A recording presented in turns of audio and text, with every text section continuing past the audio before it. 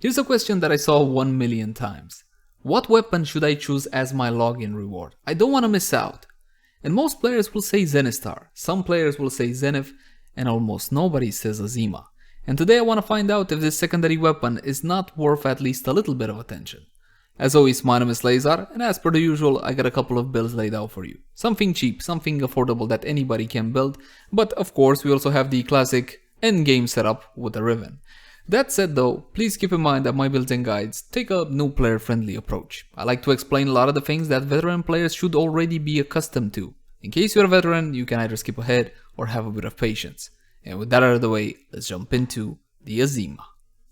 Let's begin by having a quick look at how the weapon handles without any mods equipped. And for that, we're not actually gonna need any guinea pigs. The Azima is your standard automatic secondary weapon, and the accuracy, well, is quite decent. Let's take a look here. This is what, 26 meters, and most of the bullets will be landing within the crosshairs. But the interesting part to the Azima would be its secondary fire mode. You press your middle mouse button or your controller stick, whatever, and you will see that the magazine ejects and the Azima starts firing. The magazine starts firing in a cross shape pattern. Take a look at that. And it spins around until it runs out of ammo. It's gonna depend on how much ammo you had left in your clip, because as soon as you press alt fire, of course you're gonna be ejecting the magazine and you need to reload. And you can have multiple of these here puppies out at a time. And multi-shot does affect them, so bear that one in mind. At the end of the ammo, it will simply go poof, explode, and deal just a very small amount of blast damage. And that's pretty much it to how the Azima functions. Next, we're gonna be jumping into stats to see precisely what we're dealing with. Mod capacity you don't need to worry about because this is a login weapon, which means that it comes pre-installed with the Oroking Catalyst. Now that said, being a login weapon, please make sure not to sell it. If you sell it, you can't get it back. The first time you get a chance to pick the Azima would be 100 logins. Now they don't need to be consecutive, they can be cumulative, so don't worry about it. But keep in mind that the general consensus is that you should go Zenistar, Zenith, Azima, and I'm gonna back up that claim as well. Now my weapon has been formatted a total of 5 times. The Azima comes with a default V and a Naramon. So you got 1 V and 1 dash by default, and I simply added 5 more Vs. Because I'm crazy, but that's not important. You guys only need to format a maximum of 3 times if you choose to build the weapon. The accuracy in primary fire mode will be 22.2 and the same in secondary mode, but it doesn't really matter because it doesn't have any sort of lock-on mechanic, it just spins. And if enemies get hit, fine. If they don't get hit, also fine.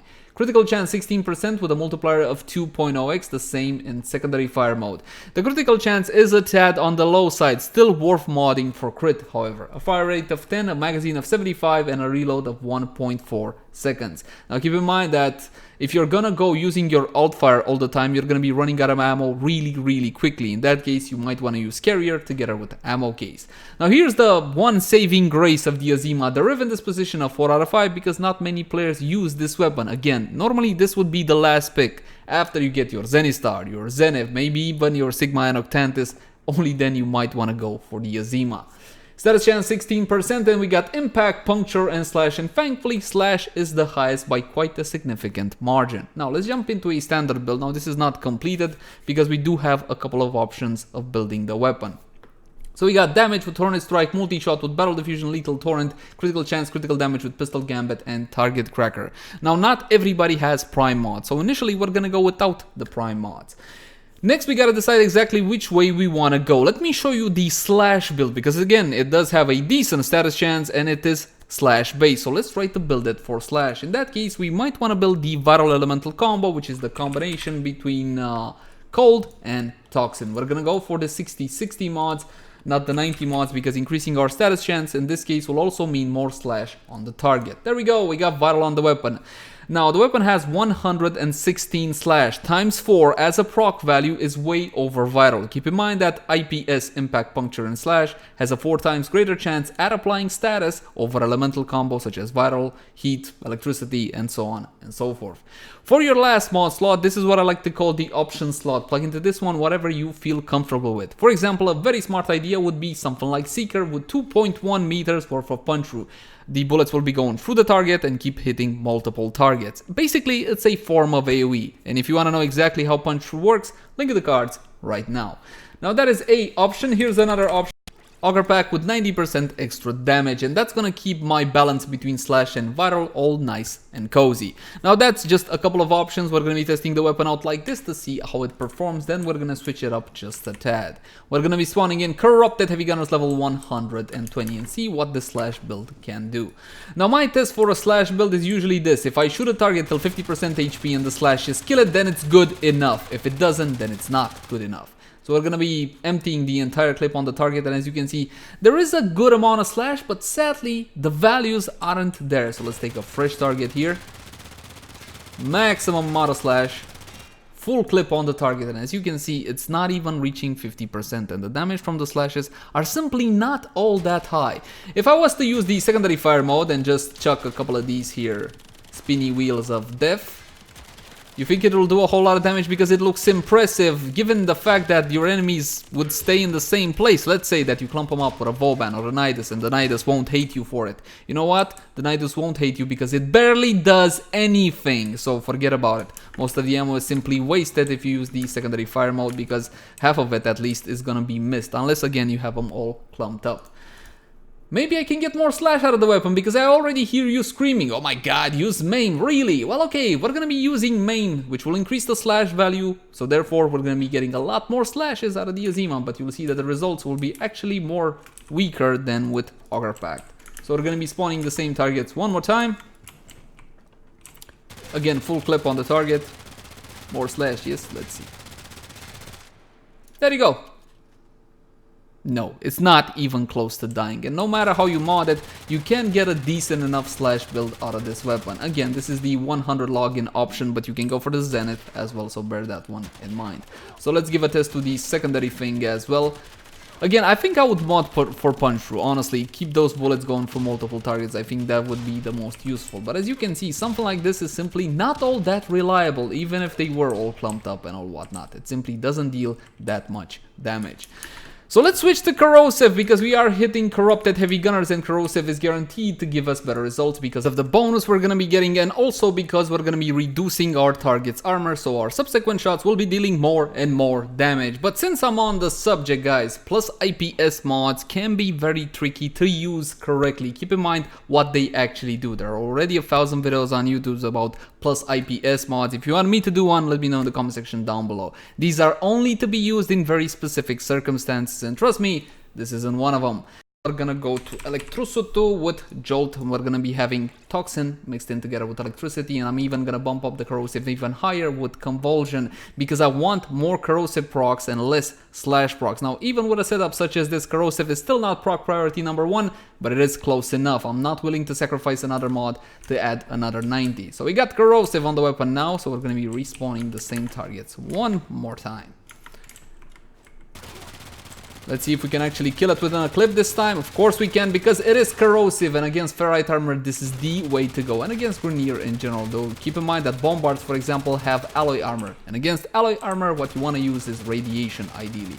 Pity that the radiation proc doesn't really help you with actual damage, but it might help you with surviving, so there is that to take into account. As you can see, it deals a bit more damage than before. I'm able to kill a target. So yes, Corrosive wins. Big surprise. But what about the secondary fire? Let's see if we can put them on like this. Shoot them, shoot them. Nah. No, it's not. It's simply, it's cool, you know, it's fun. It's gimmicky. It's what I would expect from a login weapon. You can't really add all that much power to these login weapons. You know why? Because then we would be crying saying, hey, you're hiding the best weapons behind login. That's not fair. So I'm okay with the Azima not being overly powerful. Now let's switch to a Riven setup. Like I said before, the one saving grace of the Azima is the Riven disposition, and we got a nice Satiyata with damage multi-shot. Sadly, no negative. And I also tested this puppy as well with the critical damage and multi-shot. This would only be better if you use it with Harrow, okay? Because then you actually can use the full extent of that critical damage. And of course, we got Prime Pistol Gambit, Prime Target Cracker, and this is a Corrosive setup with 160-60 and 190 mod. Now it can actually pack a punch, thankfully, because again we are looking at a Riven disposition of 4 out of 5. This weapon is not picked all that often and for good reason, and the weapon is not used all that often for good reason. And as you can see, with a Riven disposition of 4, yeah, sure, it can deal a whole lot of damage and the weapon actually comes to life. Let me make things very simple. If you get a good Riven for the Azima, then yeah, it's worth the build. If not, no. Unless you like the gimmick. The gimmick is cool at the end of the day. If you're the kind of player that reached that point where you don't care about the best anymore, you just want to have a little bit of fun, then this can definitely be an answer to that. Pick up one of your friends, a Vauban maybe, because nobody plays Vauban anyway, and just clump them all up together and let the alternative fire do the damage. And that's pretty much it for standard builds and Riven setups. Let's go to Warframe buffs, because it is a whole lot of fun and we can use Chroma, but of course I'm not gonna use Chroma, I'm gonna be using Lady Mirage Prime. But first let's attend to her looks. You guys asked me about my fashion on Mirage, this is it. Okay, these are standard colors, nothing fancy, except the gold. The gold is from the brand new Easter pack, this one. It's actually quite good. Anyway, I digress, let's get back into buffs. And for buffs, you can use something like Pistol Lamp, and Pistol Lamp will get you 27% extra damage to your secondary weapons. From my point of view, these Amphoras are not entirely worth using, unless you're that guy. The guy that wants that 0.005 extra damage, then you might want to use the Amps as well. Though bear in mind, against Grineer, your best option will be Corrosive Projection with a minus 30% armor.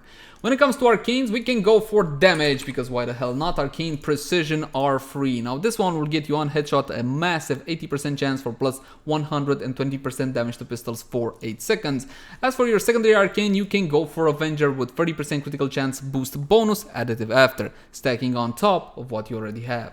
You know what I can do actually? Guarantee my crit with the Azima if I go for double Arcane Avenger. Yes sir, they do stack. Link the cards right now for a demonstration on Arcane stacking. Yeah, let's go like this. So I'm getting 60 from this. I had 40 something from this. There we go, 105.9% crit chance with both Arcane Avengers active. So let's kill off these targets on pause and re-simulate. And of course, this time we're going to be using Mirage's fantastic buffs, her free ability for a massive damage increase, as well as the lovely clones. Now let's see what we can do with the Azima. Yes, I can tear through high-level targets now, but these are rather extreme Warframe buffs. In a situation such as this, I gotta admit it, Mirage would be having a hard time staying alive. She's not exactly the most tanky frame, and her buff is not exactly what I would call reliable either. But I love her. I cannot help but love her. And you should definitely love her too. And I think, my friends, that's pretty much it for the Azima review. What can I tell you? It's the last pick, and it's the last pick for a good reason. Go for your Zenith Star, go for your Zenith. This should actually be the last pick you should go for. It's not that the weapon isn't fun to use, but fun is subjective. How should I know if what's fun for me is fun for you? In terms of power, it simply lacks.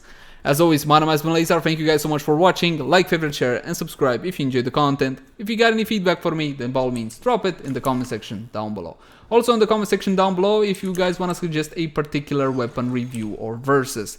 Now, in all honesty, I can't exactly promise you that it will be done by next time or even within a week, because sometimes these things take a bit of time to make, but I will be reading through each and every comment.